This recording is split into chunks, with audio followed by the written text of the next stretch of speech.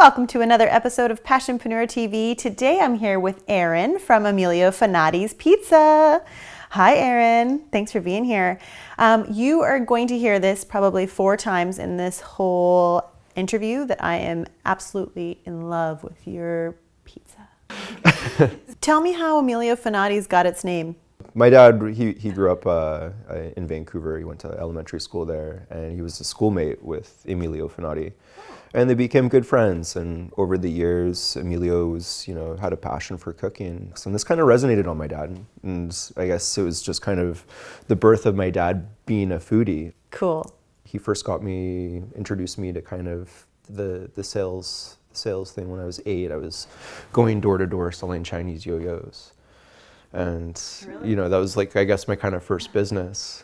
And then I had a bike shop in my garage, and the neighbor kids, I'd do tune-ups on them. And I was always, mixing stuff in the kitchen. Whenever we'd go out to eat, I'd be dumping stuff in a cup and making my own dipping sauces. And one of them would be cooking it. I'd always try and get involved, whether it was cookies or, whatever. And I just always liked the taste and tasting and creating and mixing things up, whether it was good or bad. There were some interesting combinations when you're, 7 or 8, messing around in the kitchen. But, it all kind of comes together in the end. Just to, always, I guess it's just kind of like a knack. I feel it in me, I love working with food. It's my paintbrush.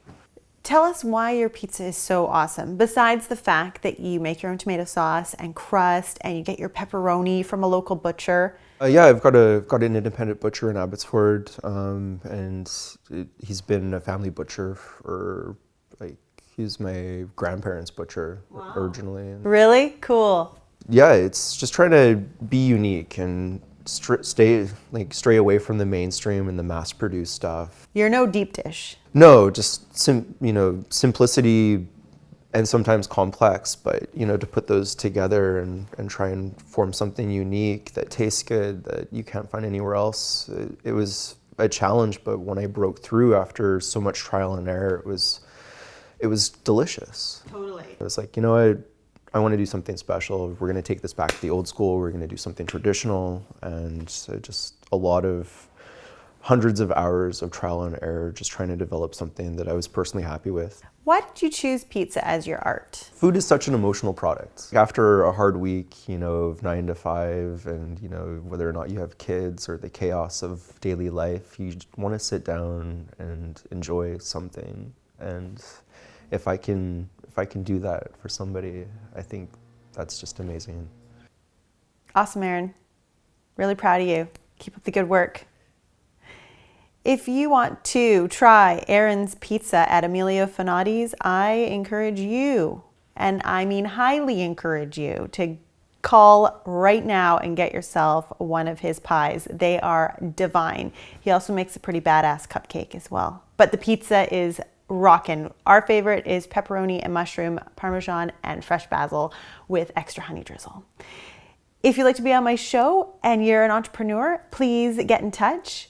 Otherwise, I encourage you to follow in your own heart's desire, and I am Adera, and I dare you to be different. Erin, It's a lot of people ask me, how they pronounce my last name, and just to make it as simple as possible, I just think of a bear and a man. Grr-man.